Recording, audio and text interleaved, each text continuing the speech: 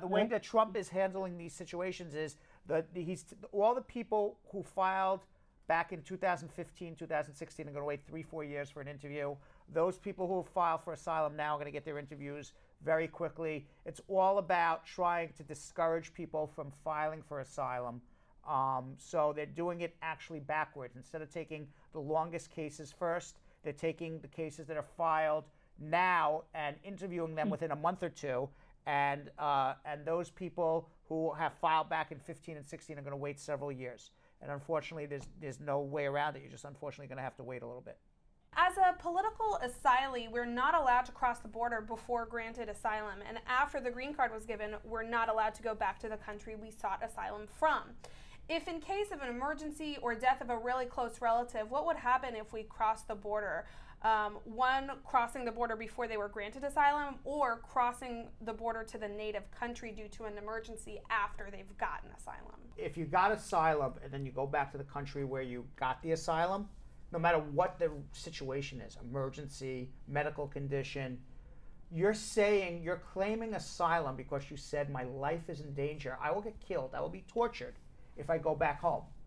So even if there's a medical emergency and then you go back home and then you make it back here to America without a scar on your body, obviously your story is BS.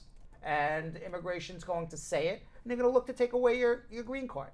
So under no circumstances, if you want to keep your green card through asylum, would I go home? Because you're basically admitting at that point, no matter what the reason is, that it's a misrepresentation. So this is your situation, okay? You came through the border. I understand your situation. Your question is, how am I getting a green card? You got to wait until 2021. In 2021, you're going to get your court date, which is an individual hearing. At this individual... I have individual hearing, yes. Yes, it's in 2021.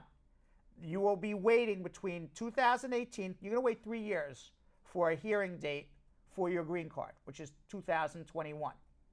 In 2021, you're going to get your hearing date before an immigration judge.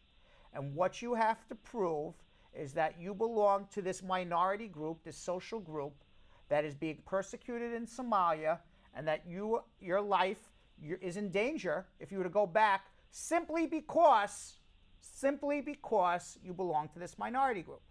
Okay? You have 3 years to prove it. Okay? Between now and then, there's nothing to do other than start collecting data, information, facts, evidence to prove all of this. Okay? That's what you need to do now. Now, if you want my law firm to help you, I can help you. You're working, and hopefully, you're making a couple of dollars. And hold on 1 second, but that's where you're at. You're 3 years away, but you got to start thinking about this ahead of time. You just can't be like, all right, I have my hearing in 2021, I'll show up and go.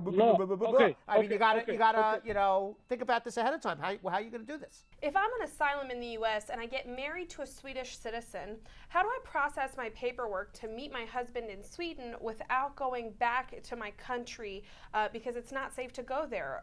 That is going to the Swedish embassy here in the U.S. Okay, so if you applied for asylum here, the first thing that you need to do is get a refugee travel document. You file it on I-131. It'll be like a light blue passport issued by the Department of Homeland Security. You would then go into Switzerland or Sweden? Sweden. You would then go into the Swedish embassy and apply for a visitor's visa to go meet your husband in Sweden, or your future husband in Sweden. If you got your citizenship through asylum, could you travel to your home country if you no longer face persecution there?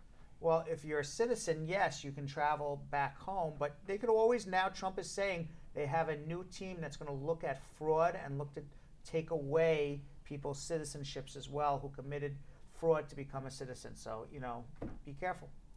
Amit says, could I get asylum even though my 1 year mandatory period has been gone? I'm a victim as a minority in my country. Yes, but you have to show changed circumstances, meaning that if you're the victim as a minority in your country and you were a victim when you came to America, and then you have to file within a year. That's the law.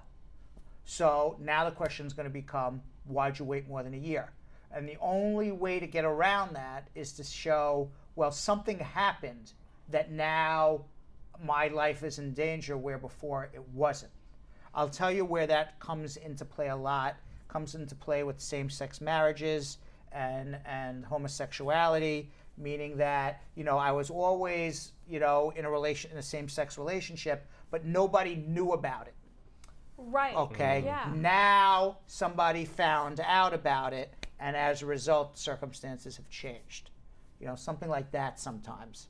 But, you know, if you're saying, you know, I'm being, you know, persecuted because I'm a Muslim or I'm a Christian or I'm a Jew or I'm a Hindu, and you were always a Christian or a Muslim or a Hindu or a Jew since the day you were born, and they've always been persecuting whatever religion you are, well, then nothing's changed. Right. Okay. You have to do that within the year. Got it. Okay. Or they were never persecuting, you know, my minority, and now there's been a change of power in the government, and now they are. Right. You know, something like that. Okay. All right.